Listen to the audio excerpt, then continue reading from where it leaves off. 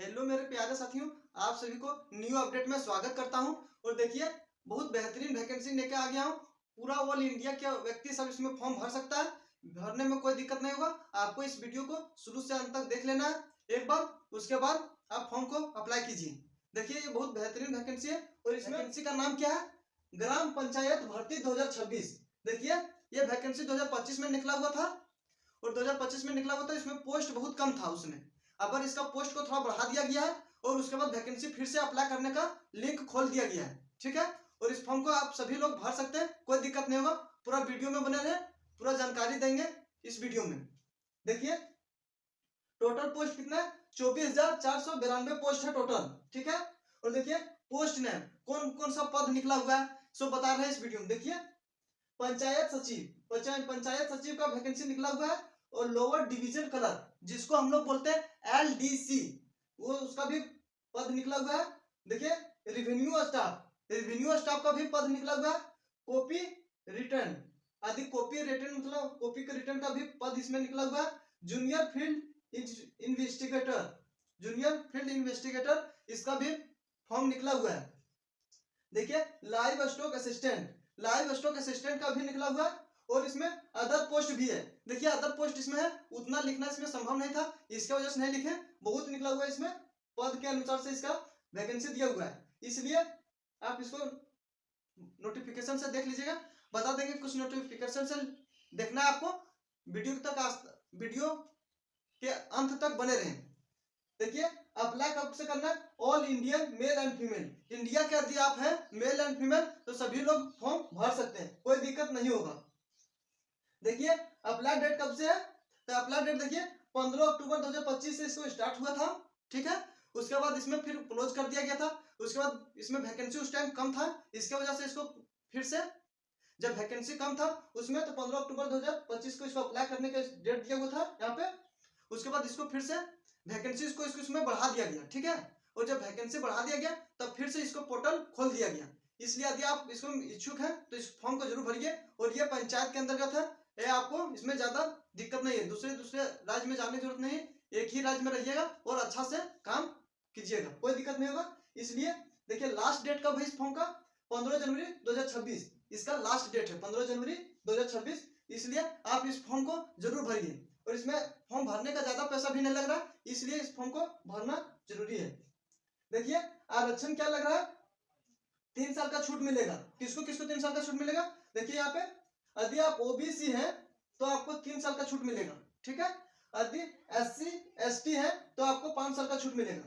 तो देखिए, यहाँ 18 से 45 साल हो जाएगा। और देखिए, OBC है यदि आप तो 18 से 43 साल हो जाएगा। ठीक है, 18 से 43 साल के बीच है तो आप इस फॉर्म को भर सकते हैं, कोई दिक्कत नहीं होगा। और देखिए, एप्लीकेशन फी 100 रुपये लग रहा है। अब देखिए, एप्लीकेशन फीस 100 रुपये किसको किसको लग रहा है? तो general, OBC, EWS, SC ST, other जितने भी कास्ट हैं सभी का 100 रुपये लग रहा है।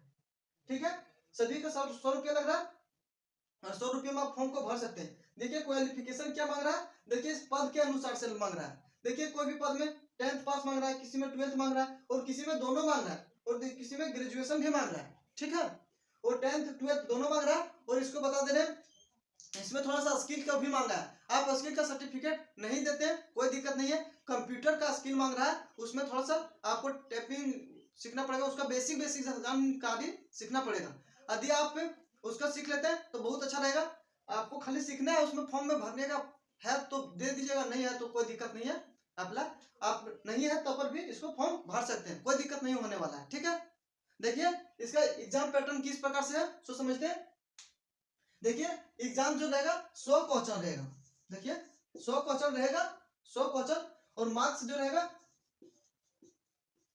देखिए मार्क्स जो रहेगा 100 मार्क्स का रहेगा। ठीक है, 100 क्वेश्चन 100 मार्क्स का रहेगा। यदि आप इसमें से 100 मार्क्स में जनरल का दिया है और नेगेटिव मार्किंग भी रहेगा इसमें। ठीक है, और देखिए, जनरल का जो है 40%, यदि आप इस 100 में 40% लाते हैं तो आपका और भी डॉक्यूमेंट वेरिफिकेशन और भी कागज पत्र चेक होगा।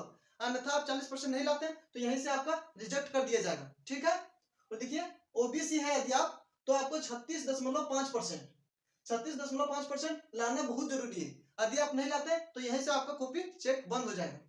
और देखिए, अत्यंत पिछड़ा वर्ग, यदि आप अत्यंत पिछड़ा वर्ग से हैं तो आपको 34% लाना बहुत जरूरी है। यदि आप इतना नहीं लाते हैं तो आपका कॉपी चेक नहीं होगा। ठीक है, देखिए आप यदि SC/ST हैं तो 32%, आप यदि SC/ST हैं और उसका सर्टिफिकेट यदि आप दीजिएगा SC/ST का तो आपका 32% लगेगा। यदि आप SC/ST का सर्टिफिकेट नहीं दीजिएगा, बताएंगे डॉक्यूमेंट क्या क्या लगने वाला है, SC/ST का सर्टिफिकेट नहीं दीजिएगा तो आपको फिर जनरल से कर दिया जाएगा और आपको 40% फिर लाना पड़ेगा। यदि आप 40% नहीं लाते तो आप इस फॉर्म को भरने का आपको जनरल में करके भर सकते हैं, कोई दिक्कत नहीं है। फिर 40% से कुछ कम हो जाएगा तो आपको यहाँ से रिजेक्ट कर दिया जाएगा। इसलिए अब जो डॉक्यूमेंट है यदि है तो बनाने जरूर दीजिए। और देखिए फीमेल में बता दे रहे हैं, यहाँ पे जितने भी फीमेल है सभी को 32% मांग रहा है। ठीक है, यदि आप 32% लाते हैं तो चेक फिर होगा, फिर नेता नहीं। और देखिए एचपी मतलब हैंडी प्लस।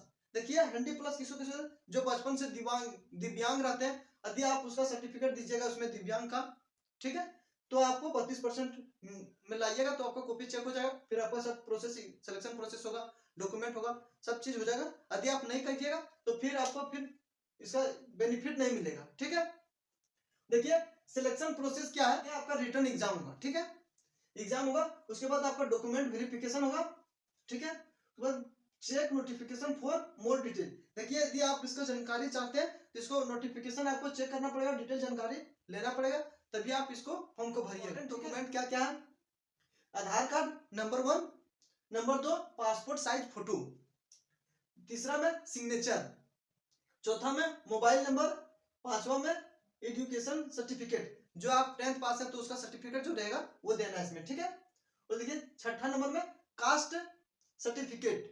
यदि आप कास्ट सर्टिफिकेट देते हैं तो आपको आरक्षण में बेनिफिट मिलेगा, अन्यथा आप जनरल से फॉर्म भरिएगा। फिर जनरल में देखिए 40% लाना पड़ेगा। यदि 40% से कम हो जाएगा तो फिर आपको यहाँ छाट दिया जाएगा। यदि 40% से ज्यादा होगा तो आपको पास किया जाएगा। ठीक है, देखिए 7वां नंबर में ईमेल आईडी। देखिए ईमेल आईडी हमको यहाँ लिखने में भूल गए, इसलिए आप 7 नंबर में ईमेल आईडी जरूर कर ले लीजिएगा। ठीक है, ईमेल आईडी जरूरी है, और ईमेल आईडी वही दीजिएगा जो आप चला रहे होंगे। ऐसा नहीं कि आप जो चला नहीं रहे वो दे दीजिएगा, फिर आपको उसमें एग्जाम, इसका जो एग्जाम डेट निकलेगा ईमेल आईडी में नोटिफिकेशन जाएगा।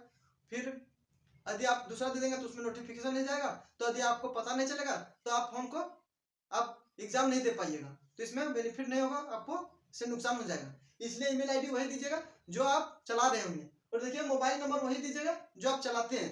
मोबाइल नंबर ऐसा नहीं कि दूसरा मोबाइल दे दिए, घर ला के किसी का दूसरा मोबाइल दे दिए, आप चला नहीं रहे हैं वो मोबाइल में और मोबाइल बंद है तो वो नहीं दीजिएगा। ठीक है, जो अभी आप करंट में चला रहे हैं, जिसको आप रखते हैं हमेशा, वही मोबाइल नंबर दीजिएगा। ठीक है, और देखिए ये जो वैकेंसी जो निकला है, ये वैकेंसी बिहार का वैकेंसी है और सभी राज्य के व्यक्ति फॉर्म को भर सकते हैं। जो बिहार का है वो आप सर्टिफिकेट दीजिएगा तो आपको बेनिफिट थोड़ा सा मिलेगा, और यदि आप बिहार से नहीं है तो जनरल से है तो उसको यदि दूसरे राज्य का है बिहार से तो आपको उसको में जनरल से फॉर्म को भर सकते हैं, उसमें भी कोई दिक्कत नहीं है। अब आपका जो जॉब होगा तो बिहार में होगा। ठीक है, और भी कुछ जानकारी चाहिए तो वीडियो में कमेंट कीजिएगा, इसमें आपको प्रयास हम करेंगे उसका सॉल्यूशन देने का। ठीक है, और वीडियो अच्छा लग रहा हो तो लाइक कर दीजिए और चैनल को सब्सक्राइब कर लीजिए, घंटी को दबा दीजिए, इससे पता चलता है कि वीडियो जब भी डालेंगे आप ही के पास जाएगा।